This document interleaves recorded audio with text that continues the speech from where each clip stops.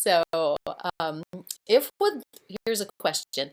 If withdrawal leads to a slip, what is your advice on keeping resilient and dealing with feelings of disappointment? Oh, that's a precious question. So, first of all, withdrawal doesn't lead to a slip. So I think that's an important aspect for us to really examine, like what leads to a slip.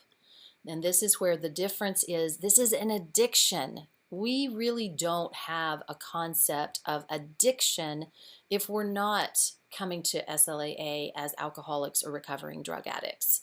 Because other addictions that we might have, like even my food addiction, it was hard for me to grasp that that was an addiction. So many people get here and they don't understand the concept of addiction. And so we're trying to like break out of chains that many of us have had for a lifetime.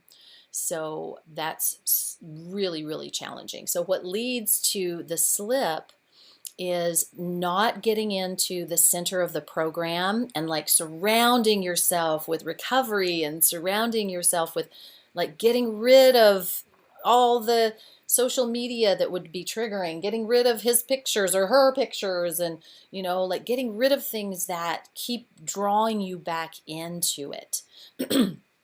and and not being plugged in. So I like the example of being the sheep that's in the middle of the flock, not the sheep that's on the outskirts of the flock.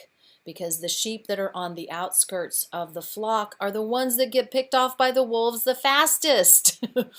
So our job is to get in the center of the program, to get in the center of that flock. And that means daily meetings, daily phone calls, daily prayer, daily meditation, daily journaling, because our minds were saturated with the disease. And now our job is to saturate our minds with recovery. And the more that saturation is, then the faster you get through withdrawal. It's so cool. Because once you cross a line and you realize that your thoughts are now more on recovery than they are on withdrawal, then a lightness comes over us.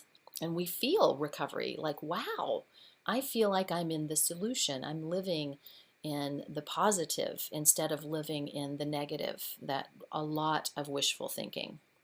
So, what is my advice on keeping resilient and dealing with feelings of disappointment?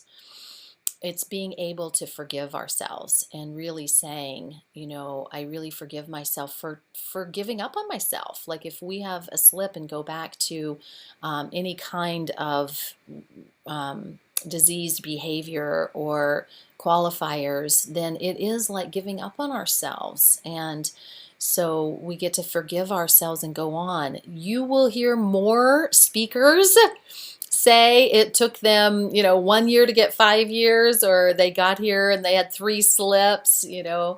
Our speaker last week shared that she had had 3 relapses and still celebrated a year with us last week. So you just have to get up and say, okay, what was the gap? Here's what I like to do is like you do a gap analysis. Like what was the gap between what I was doing and what I needed to do to stay sober one day at a time? And I was on one of the phone meetings when I first got sober because I needed to be on a ton of meetings and I needed women's meetings. And that's another thing I would highly recommend to everybody is take at least 30, 60, or 90 days off of any kind of co-ed meetings.